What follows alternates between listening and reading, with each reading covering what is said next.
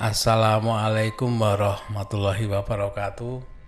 Ketemu lagi di Dongeng Tengah Malam. 1 bulan penuh ya kita sudah menjalankan ibadah puasa.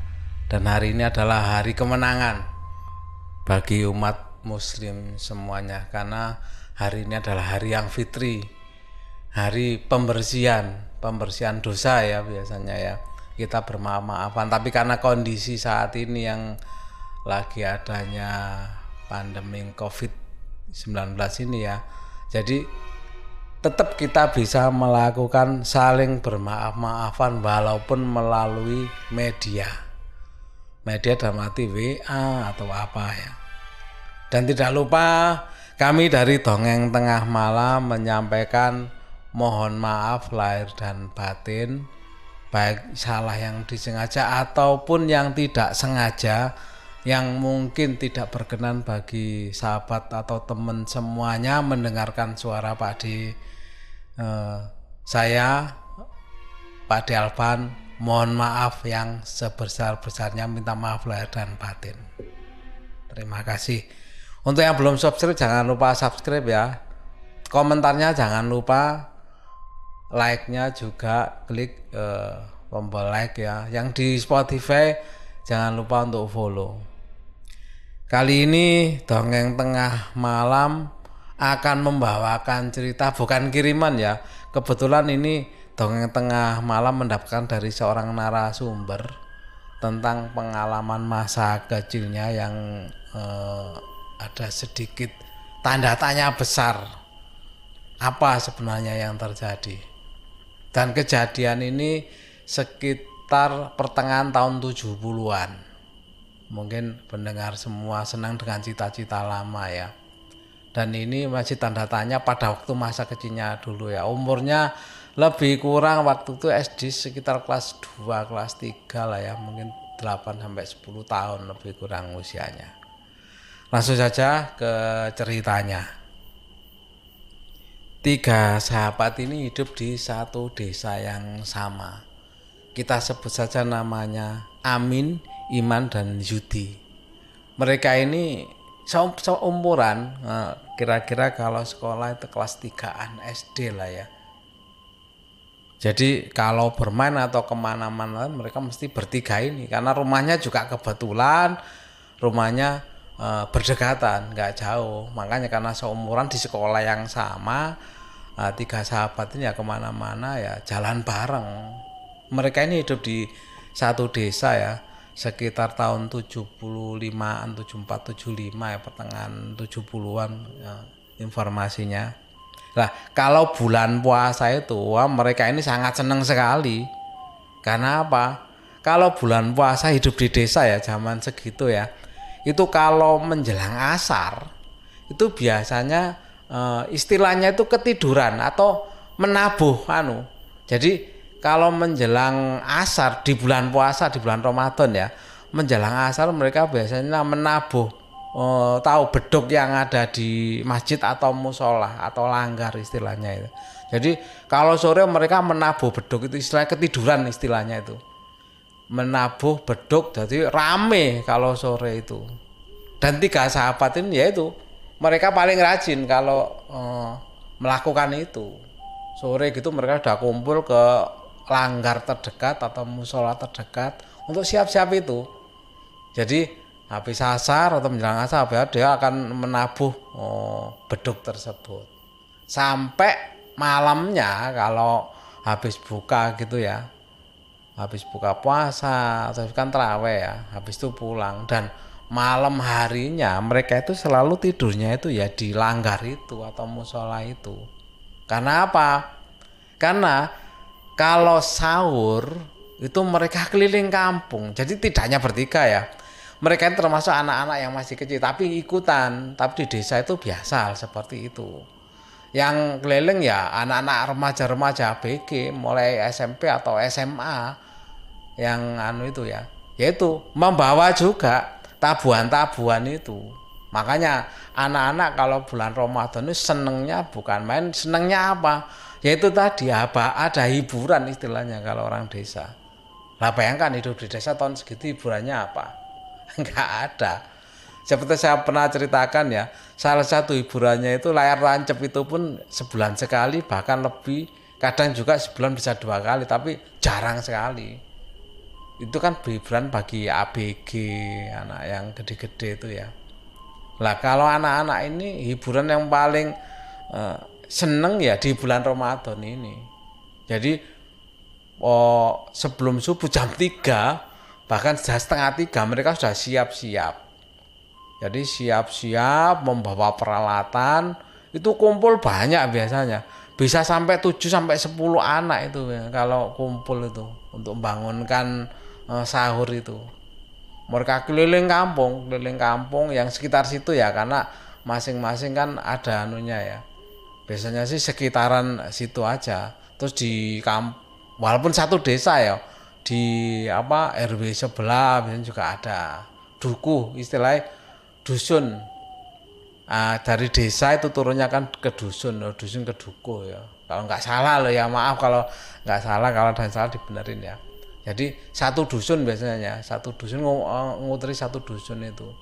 Dan di dusun lainnya walaupun satu desa itu ada sendiri biasanya. Nah seperti yang dilakukan 3 saudara ini, Amin, Iman, dan Yudi ini ya gitu. Jadi kalau habis traweh biasanya pulang sebentar balik lagi ke Langgar untuk itu ngaji sampai mengaji sampai malam, sampai menjelang subuh ya, terus itu sampai menjelang Lebaran ya gitu, mereka tetap kumpul. Dan ngerti tradisi Lebaran kalau di desa itu anak-anak itu kalau hari H, biasanya hari H sampai 1 minggu itu masih ramai di desa itu. Khususnya anak-anak, tapi sama orang-orang dewasa pun sama. Istilahnya unjung-unjung ke tetua dulu, yang tertua di kampung itu. Jadi mereka berkunjung, dari yang muda berkunjungnya lebih tua. Itu tradisi desa. Begitu pula anak-anak itu biasanya habis kan takbiran pagi ya, sholat ya biasanya unjung-unjung ke keluarga-keluarga. Malamnya itu biasanya anak-anak itu berkumpul. Lah berkumpul itu yaitu untuk apa? Keliling kampung ke rumah orang-orang minta itu tadi maaf lahir dan batin. Dan yang ditunggu memang ya, namanya anak-anak yang ditunggu itu apa? Kalau ke tempatnya orang kaya biasanya kan dikasih uang saku. Lah ini yang bikin Lebaran anak-anak besok uangnya banyak itu kebanyakan dikasih uang saku sama orang-orang pada waktu unjung-unjung keliling ini. Lah yang saya ceritakan ini ya ini dari 3 sahabat ini, seperti anak-anak pada umumnya ya, besoknya kan mau Lebaran, mereka sudah janjian. Jadi Iman, Amin, dan Yudi ini sepakat bahwa besok hari pertama Idul Fitri mereka akan kumpul. Kebetulan yang di tengah-tengah itu kan rumahnya Yudi. Mereka kumpul di depan rumahnya Yudi rencananya. Ya sudah, akhirnya mereka janjian menunggu besok. Sedikit gambaran ya kondisi desa. Itu kan sekitar kejadian ini pertengahan tahun 70. Jadi listrik belum ada, jadi kalau malam itu ya bisa dibayangkan gelap. Tapi karena listrik belum ada, biasanya kalau menjelang hari Lebaran gini, besok sebelum hari Lebaran itu orang-orang kampung pemuda itu biasa menyiapkan namanya obor. Jadi tiap jarak berapa itu dikasih obor, jadi dari bambu gitu ya, bambu ditancapkan di tanah dibentuk huruf T, yang atasnya T. Lah T yang atas itu diisi beberapa obor, jadi kayak lampu api gitu ya. Jadi ada 3 atau 4 lampu biasanya, jadi jalan tuh lebih terang daripada hari biasa. Kalau hari biasa kan gelap ya, jarang lampu. Lah kalau Lebaran tuh biasanya sepanjang jalan tuh dikasih jalan, dan itu tradisi tadi di desa seperti itu. Jadi kelihatan meriah lah kalau Lebaran ini. membayangkan Pak D sendiri yang mengalami masa itu, yang membayangkan masih teringat. Jadi memori kenangan masa kecil itu masih teringat. Lanjut ke cerita Amin, Iman, dan Yudi tadi ya. Hari H Lebaran pertama seperti yang direncanakan. Jadi habis maghrib mereka bertiga itu kumpul. Akhirnya Iman datang ke tempatnya Yudi dan menunggu si Amin. Amin ini ditunggu gak lama-lama, gak datang-datang maksudnya. Tapi jangan salah, bahwa keliling kampung itu bukan hanya 3 sahabat ini. Jadi mereka itu akan nanti banyak, bahkan bisa kumpul sampai 7 sampai 8 anak. Anak-anak sepantaran ya, mungkin SD sampai SMP lah. Biasanya itu mesti gerombol jalan. Jadi mereka jalan, misalnya jalannya utara selatan, dari utara mesti ada 3 anak jalan gitu ya. Nanti ada 3 anak lagi kumpul, jadi nyambung gitu loh. Mereka sampai pukul, bahkan sampai 8, bisa sampai 10 anak. Itu bisa kalau zaman dulu itu. Jadi kembali ke Yudi sama Iman ya. Jadi Amin ini ditunggu gak datang-datang. Lama ditunggu sampai akhirnya beberapa anak kan mulai jalan di depannya mereka berdua. Karena nggak datang-datang, akhirnya ya sudah mereka jalan mengikuti rombongan anak-anak tadi yang sepantaran sama Yudi sama Iman tadi. Begitu jalan rombongan sama anak sebaya tadi, otomatis Iman dan Yudi kan karena dia di belakang gitu loh. Jalan bareng keliling dari satu rumah ke rumah yang lainnya ya, rombongan gitu. Mereka biasanya hanya maaf-maafan aja, salam-salaman semua, biasanya nunggu sebentar barangkali dikasih uang saku gitu biasanya ya.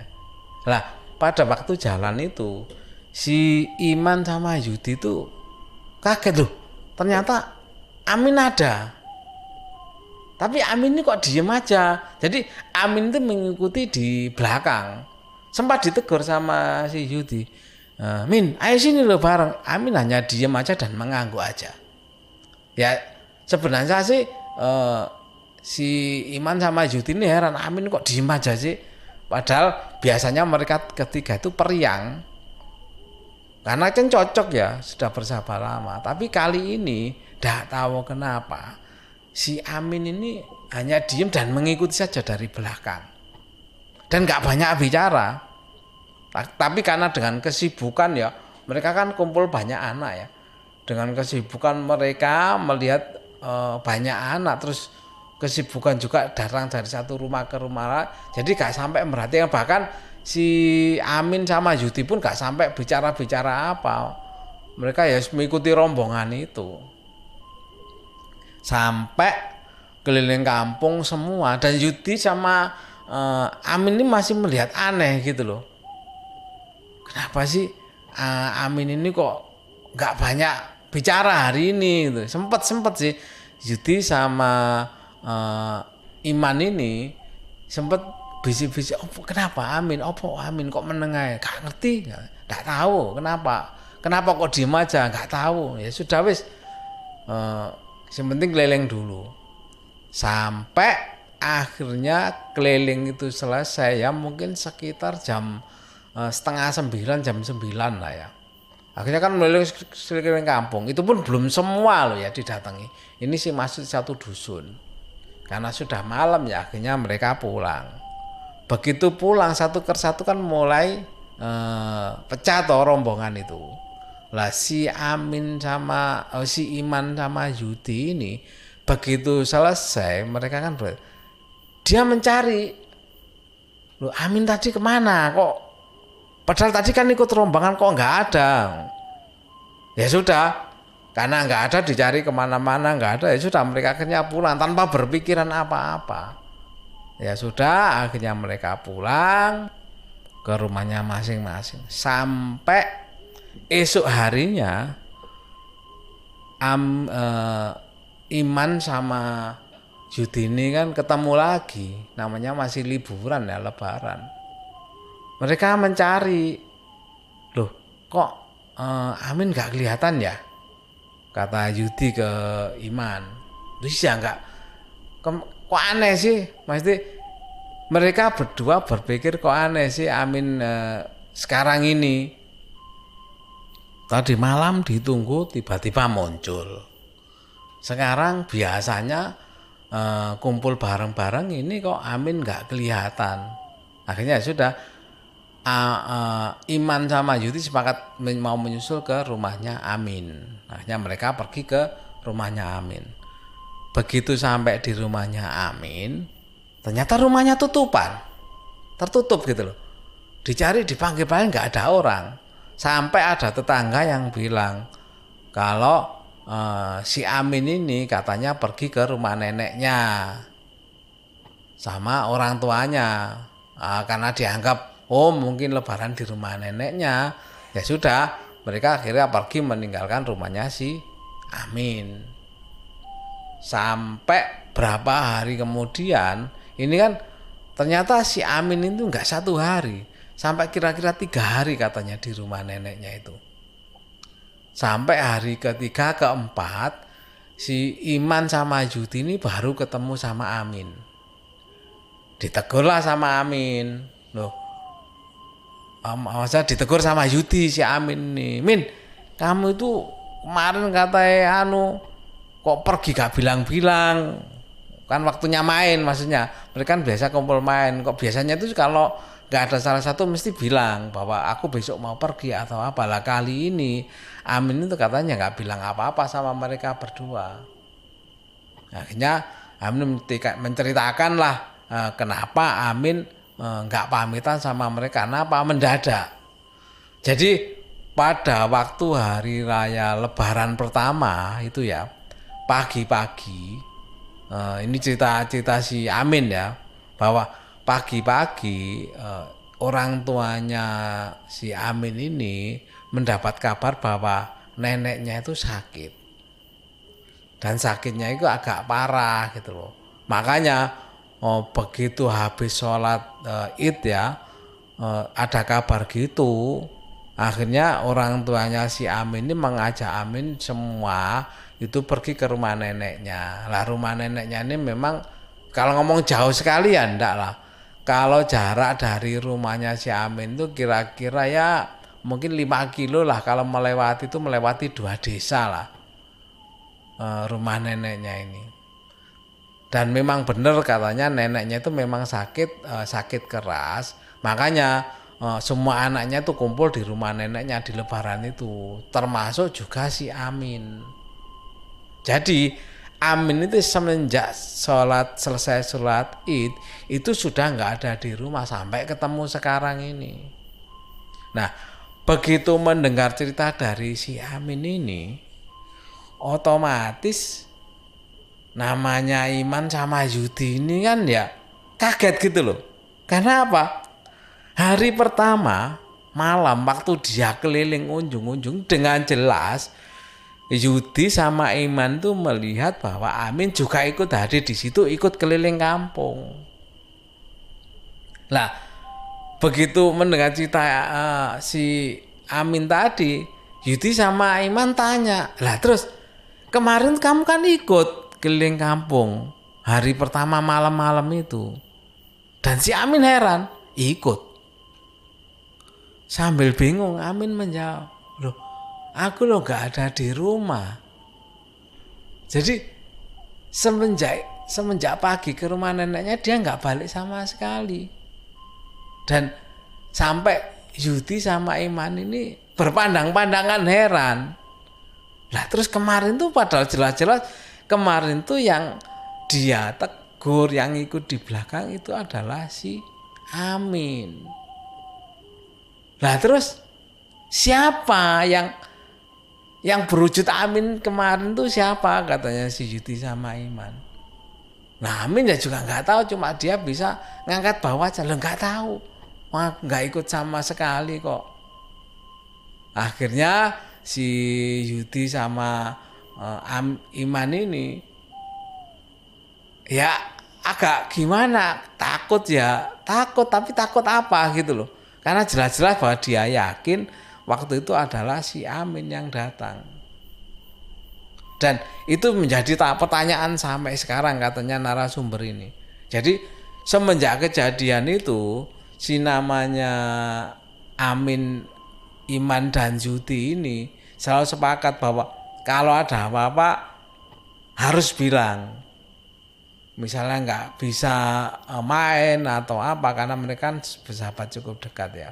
Sampai sekarang ini narasumber ini kan sekarang usianya ya sekitar kepala 5 lah, plus minus kepala 5 ya sekarang ya, 50 lebih lah.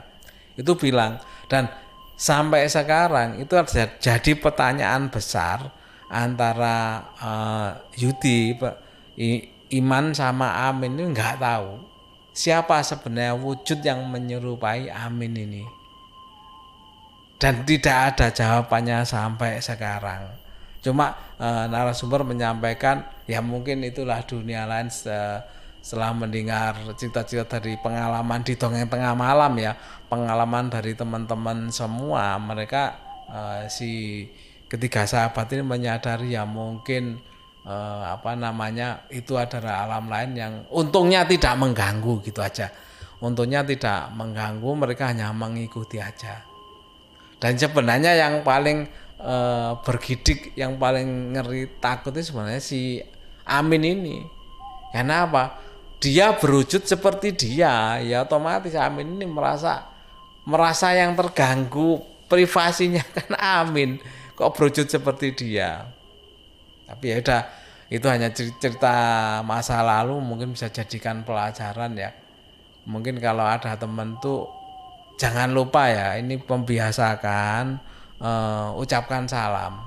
Kalau sesama muslim ya, sebaiknya mengucapkan salam untuk memastikan bahwa kita memang mendoakan keselamatan dari orang yang kita temui.